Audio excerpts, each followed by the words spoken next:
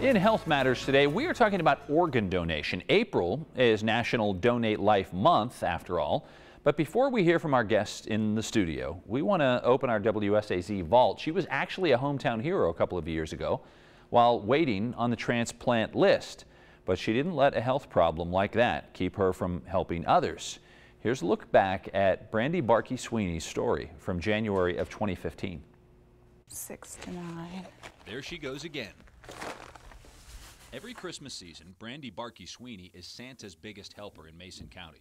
She's actually following in her mother's footsteps. Together, they've helped provide toys for kids in and around Point Pleasant, West Virginia for nearly 3 decades. When the JCs folded, some of the members decided, hey, I really enjoy this project, I want to continue to do that.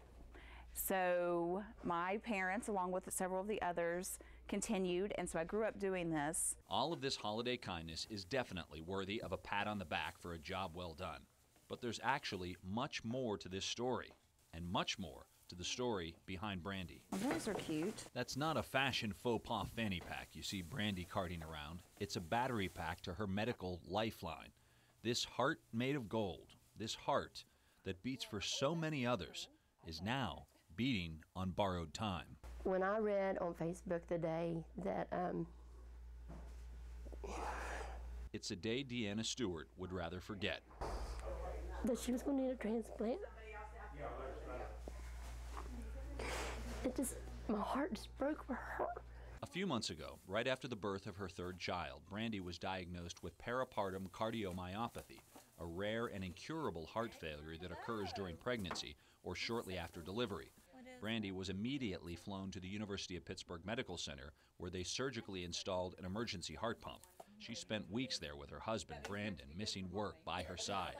She's on the transplant list at UPMC and countless prayer lists here at home. It's scary to think you have 3 children and you may not live to see them. Despite her life-threatening health issues, Brandy wasn't about to let kids in her town go without Christmas. Unless I am in the hospital, I'm going to be here doing this. For everything that you do, you are one of the most giving people I have ever met in my life. And I can't think of anybody right now that deserves this more than you do. It's difficult to imagine a new heart that would be any better than the one Brandy already has, even with the damage. But it's the heart and soul that truly makes this woman a hometown hero. The story is incredible. I'm so glad to see you here. Well, I'm very glad to be here. It's so glad. And Angela, thank you for coming in. Absolutely. It's just an absolutely amazing story. When we did that hometown hero, you were on the waiting list. Yes, I was. And that was a nervous time for you, wasn't it? Oh, absolutely. My heart was only working at 8% at that time, and I had a LVAD, left ventricular assist device, and it was a pump that was in my heart, and a drive line came out, and it was connected to a controller and 2 batteries. Yeah. And having very young children, it was kind of a pain to have that contraption.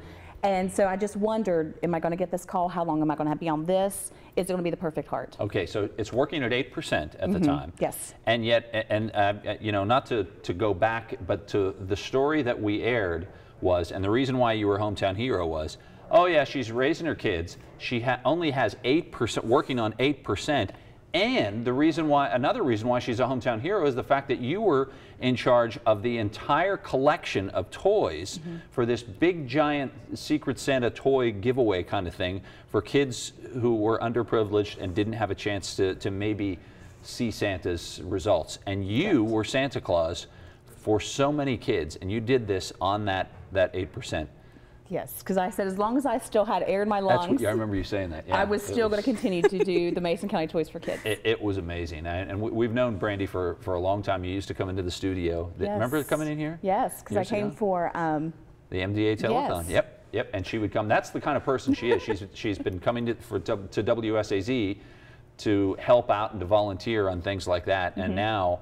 Is it strange being that, since you give all the time, is it strange being a recipient? What did that feel like? Oh, I can tell you honestly, not only the organ that was given to me, but then the community support that I had and all the giving and love that I received, it was just very humbling.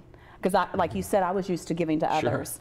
And I cried quite often, honestly, even usually talking about my heart. And thinking about my donor, it often brings me to tears because someone was so selfless to give a stranger something. How did that work? Can you talk about that phone call, or was it an email, or letter? How do they do this? It was, I was actually sitting at Village Pizza in Point Pleasant, and I received a phone call. It was a 412, so I knew that was Pittsburgh. Okay. And my husband got up. He said I was so calm. And he's like, I better go pay the bill. I think this might be it. And they say, Brandy, we have a heart available if you are interested, which I think is hilarious. They say it that way. Can I think about it and get back to you? Right. So I said, absolutely. Yeah. And so it was at that moment, I then went to the daycare and I said goodbye to my 3 children. And that was a very heart-wrenching moment because it was the unknown. I trusted in God and He was going to get me through that journey. But I'm still human, and I had a fear. What if I don't see them again? Sure. Because they were only 4, 23 months, and 5 months old. Oh my gosh. So we got everything. We got on the helicopter, and I made it to Pittsburgh, and they said it was a perfect heart for me. And to be very truthful and very frank, it's not that Brandy was doing anything. It wasn't a situation where you were a smoker. Correct. Or you did anything to damage your heart. There wasn't any self-inflicted thing. Talk about what happened and how you found out about the damaged heart. I was diagnosed with peripartum cardiomyopathy, which is heart failure related to pregnancy. It was my 3rd child. My only girl, so it's kind of her fault, I guess. Blame it on the Those girls, they're always dramatic. Yes. So I was 35 weeks, and for several months I couldn't lie down while I slept. I coughed, and they kept saying, well, you're pregnant. It's probably allergies, and it was not any of those. It was actually my son's 4th birthday when I woke up, and I was so swollen and I could not breathe, and I knew that wasn't normal. So I eventually went to Cabell Huntington Hospital after I did birthday parties and all that fun stuff. And they had done a couple tests, and then they came in and said, you're a congestive heart failure. And talk about hitting you like a ton of bricks. Yeah, and then they walked out. That was the part I'm like, what? And I looked at my husband, I started bawling, and he went out in the hallway and he said, you need to come in here and explain to us what's going on. And so then a couple days later, they went ahead and delivered my daughter, and she was perfectly healthy. She was 5 pounds. And then I had said, if you can't fix me, you need to get me out of here. And so I had gone to ICU, and it was a few days. They had tried some medication. It was not working. And they said, you're going to UPMC in Pittsburgh. And I said, okay, let's go. And it was, I was in the hospital a total of 43 days. Oh my gosh. And it was when I was in Pittsburgh, they decided to go with the LVAD. And talk about that. That was when, and when was the actual transplant? I had the LVAD on September 15th of 2014. And then they listed me in December. And I was put at the top of the list January. Actually, the day the Hometown Hero aired, I was put at the top of the list. Oh, wow. And I was actually on the list only a total of 39 days. I was very blessed. Yes, I would say you are. But because of being on the LVAD, I was kind of bumped up because I was very severe. So talk about your life since the transplant. What was it like, the rehabilitation and then trying to get back to what you do? Well, I'm a very determined and stubborn person. Yes. So that helped a lot. It works for you. Yeah, it works for you. I was actually in the hospital only 9 days after my transplant. And then I had to stay in Pittsburgh. They wanted me to stay a couple weeks. I only had to stay like 6 days because everything was just so great. I went home, and having 3 children, there was no time to rest whatsoever. My physical therapy that I actually had in my home, she let me go like a week early because I was doing phenomenal. Wow. My family, they don't treat me like I've had a heart transplant. It's how do you feel? Like what did it feel? Because for those of us who have never had something like that, do you feel any differently? Do you feel like you can't exert? Do you feel like, what does it feel like? There were some days that I like to call the days I feel like I've been run over by a truck. Okay. And it's just if I've done entirely too much the previous day, I may be a little tired, and I may say, hey, I'm going to have to take a nap today. Sure. It's like that, and it's normal. I was warned beforehand that would happen. But for the most part, I wasn't sick for a long time like a lot of people are. Yeah. I was blessed that mine was just a short period. Yeah. So I didn't just wake up and think, oh my gosh, this feels so much different. I didn't realize I was sick. But I will say it has allowed me to continue my active lifestyle. I got back to it pretty quickly. Yeah. And because the rest of your organs, you were a healthy person. Yes. Other than that problem, so you didn't degenerate in other ways around your body. Correct. So that helps you. Yes. I mean, and they said, like, when I got up and I would walk and sit, they were amazed at how quickly I could do things. And it's because I was a healthy person otherwise. Yeah. And she walks in, and the first thing she says, she sees me, says, yeah, I've got that and 50 pounds. And I said, you can't. And she said, I got the heart and 50 pounds. And 50 pounds, yeah. But you have to feel just like, and I know you do. You have it. It's all in perspective. Right. She says it jokingly, but at the same time, it's just so great to see you. And I know that your husband and your kids feel exactly the same way. It's just wonderful. She's amazing. Don't let her fool you. And I was so glad that she agreed to come on here with us because April is National Donate Life Month.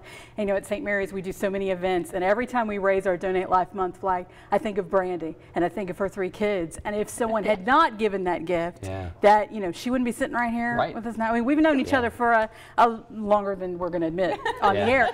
And so to know that we almost lost her, it's pretty scary. And Melanie, your producer, of course, we all went to college together. You guys know, and Melanie told me she feels the same way when she sees that footage of that Donate Life flag go up. She thinks of Brandy and her family and how we're so glad. For great reason. She's still with us. We're happy to have you here. One of the things I say is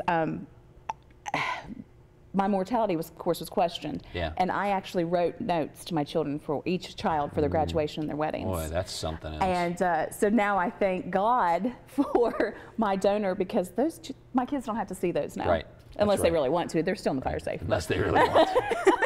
But now I'm going to be there for their graduation and for their weddings. Yeah. Thanks to my donor. It's wonderful. That's the blessing that we're all happy that you have. Yes. Well, terrific. Thank you so much for coming in and sharing the the story. It was Thank brave of you to come in. And if the whole thing about this is that we want to say is, if you haven't done it yet, it's as simple as checking that off when you go for your license.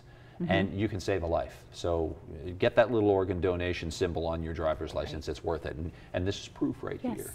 And make certain you also tell your family as well about your wishes. That way it's a lot easier when the time comes. Right. Yeah, that's true. Thank you both for joining us.